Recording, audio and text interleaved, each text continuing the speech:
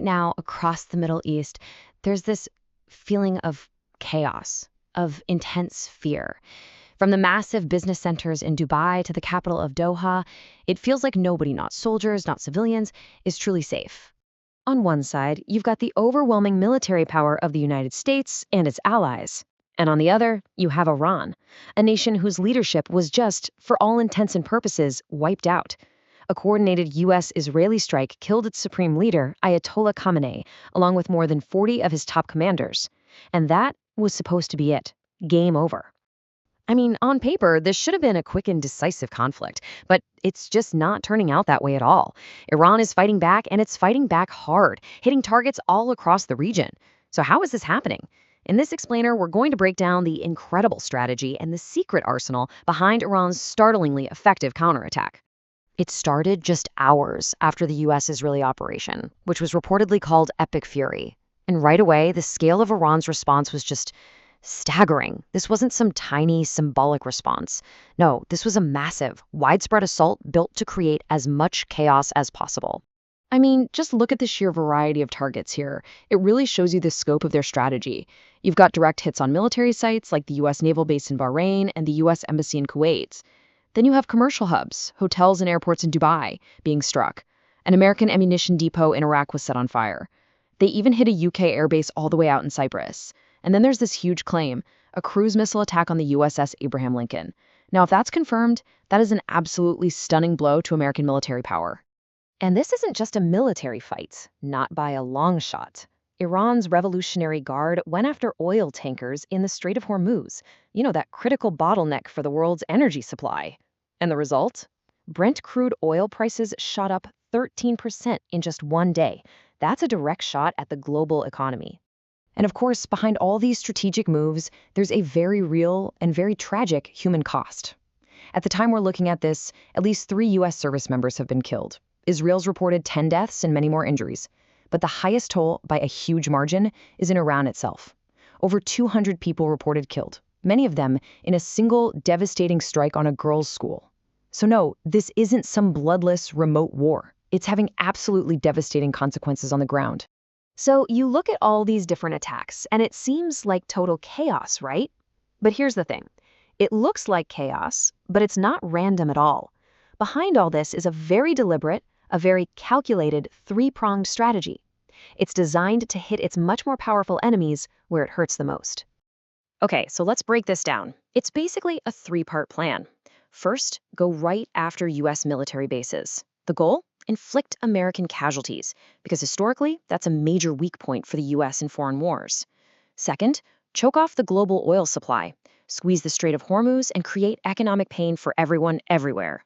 And third, hit major commercial centers like Dubai, disrupt business, disrupt tourism, and basically force America's Gulf allies to start pressuring Washington to back off before their own economies are completely ruined. And you have to understand, this isn't some desperate last-ditch effort. It's a strategy born from watching and learning. As Iran's foreign minister put it, they've spent 2 decades watching the U.S. military get bogged down in Iraq and Afghanistan. They studied its weaknesses, they learned from its mistakes, and they built a strategy specifically to counter a superpower. But a strategy is one thing. How do you actually pull it off? Especially when your leadership has been taken out and your Air Force is completely outmatched. Well, the answer comes down to 2 key things: a really unique defensive doctrine and a missile arsenal that is way more advanced than most people thought. So let's talk about the doctrine first. It's called Mosaic Defense, and it was developed by the IRGC, Iran's Revolutionary Guard. The basic idea is to divide the entire country into 31 autonomous provinces. Each one acts like its own independent military unit. Their job is to just keep fighting, to drag out the war with guerrilla tactics, even if the central command in Tehran is completely destroyed. This slide really shows you why that's so smart. A normal military, right? It's like a pyramid. You take out the guy at the top and the whole thing can fall apart. The Mosaic Defense is more like a puzzle. You can remove one piece, but the other 30 pieces can keep on functioning all by themselves. It's a system built from the ground up for a long, grinding, asymmetric war. And it's turning into a complete nightmare for U.S. and Israeli military planners. And then you have the second piece of the puzzle, missiles. And we're not talking about a handful of rockets here. We are talking about one of the biggest and most sophisticated arsenals in the entire Middle East. The estimates are over 2,500 operational ballistic missiles. And these are not your grandpa's old, inaccurate Scud missiles either. This is some seriously advanced tech. Their arsenal includes things like the Fateh series, a hypersonic missile with a glide vehicle that can reportedly hit Mach 15. That's 15 times the speed of sound. They've also got the Khorramshahr 4, which is mobile and super precise, but maybe the deadliest trick up their sleeve is their use of advanced re-entry vehicles. So what exactly is a decoy swarm? Okay, picture this. A single missile is flying towards its target. Right before it gets there, it opens up and releases a whole cloud of small, cheap copies of itself. For a super advanced, multi-billion-dollar air defense system like the Patriot or Israel's Arrow 3, this is a total nightmare.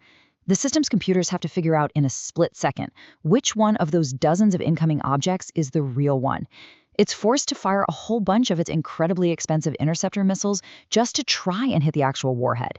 It's a pretty simple, low-cost way to completely overwhelm a very, very expensive defense shield. So when you put all of this together, the three-pronged strategy, the decentralized command, the advanced missile technology, it becomes painfully clear that the United States made a huge, huge miscalculation. The whole plan for a quick, clean victory has just completely backfired. I mean, look at this. This really is a tale of two different wars, the one that was expected and the one that is actually happening. The U.S. expected a swift victory. What they got is a long, expensive, bloody conflict. They thought the Iranian regime would surrender. Instead, Iran won't even talk about a ceasefire.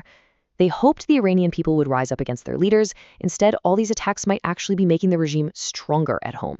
What was supposed to be a victory lap is quickly turning into a potential quagmire. So why did it go so wrong? Well, it seems to come down to a few critical mistakes. First, the whole idea that you could force regime change with just air power has a really bad track record in the Middle East. Second, the timing was just a catastrophic cultural blunder. And third, as we've just seen, Iran's entire military was designed from the ground up to survive exactly this kind of attack. To really get a sense of just how bad the timing was, listen to this analogy from an American defense strategist. Assassinating Ayatollah Khamenei, who wasn't just a political leader but a deeply revered Shia religious figure during the holy month of Ramadan, that was seen as a profound insult. It created this massive wave of outrage, not just in Iran, but among Shia communities all over the world. When you combine that with the high number of civilian casualties, it may have done the exact opposite of what the U.S. wanted. It rallied people around the very regime they were trying to topple. And then there's this. And this might be the most crucial piece of the entire puzzle. The public reasons given for the strike are now falling apart. The International Atomic Energy Agency, the IAEA, has confirmed that no nuclear sites were attacked. But even more importantly, the Pentagon itself has reportedly told Congress that there was no intelligence suggesting Iran was about to launch an imminent attack on the United States. This completely pulls the rug out from under the whole preemptive strike justification. Which leads us to one final and pretty chilling question. This entire conflict was launched with the stated goal of regime change in Iran. But as the war drags on, as it costs more American lives and treasure with absolutely no clear end in sight, the question that's now being asked is a disturbing one. Which country's regime is truly at risk?